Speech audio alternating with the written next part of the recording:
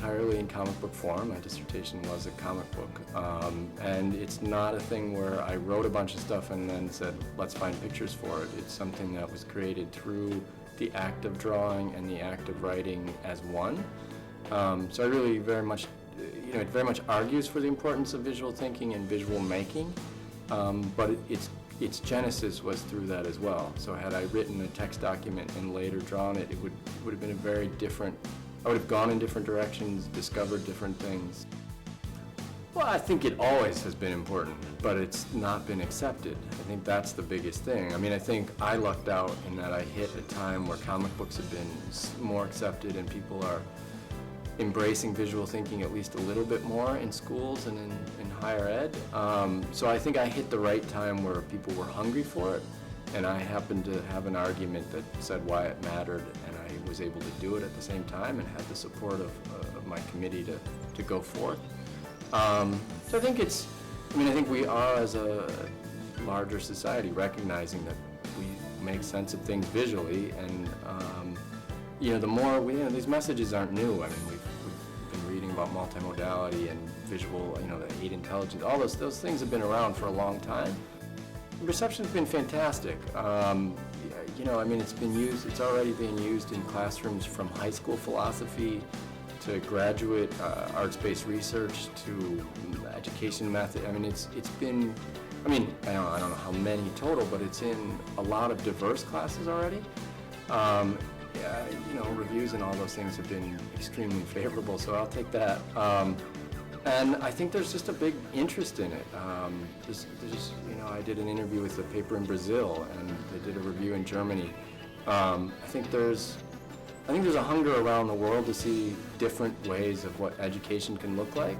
I think there's a greater interest in comics now, so to see those two things kind of smashed together, I think people are excited about it, and I think hopefully not just the novelty, but what I actually did within that has been resonating with people, to sort of push them to think differently. I didn't make a comic book that made things simple.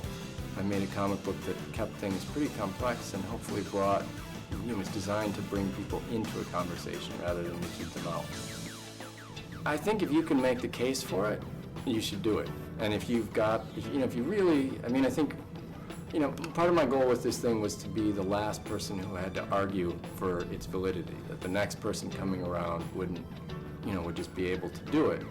And part of that also is that instead of judging things about the form, that we're really interested in the quality of the work. So the form, I don't think, if you're doing something that doesn't relate to anything comics can do for you, and you just say comics are cool and I want to do this, but yet it'd be really a lot better if you did it with math equations or whatever. I don't think you should, I think you should really be conscious of using form to help your ends. So I mean, if the right person, if the person came to me and said, this is something I want to do and here's why it really means something and here's how I'm going to tackle it, then I'd say absolutely. And I'd hope that my experience could help them in some way to go forward.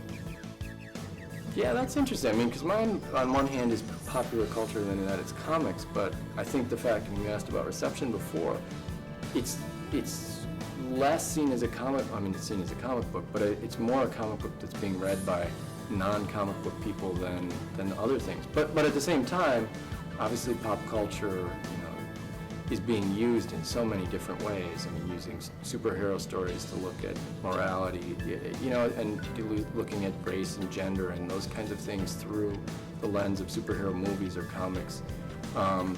So I think that's a really exciting time because I think, these are things people sort of live in and breathe in, sort of bring them into, to bring that kind of stuff that's part of their world already into classrooms. The thinking skills are the same, whatever you're applying it to. So I think it's only beneficial.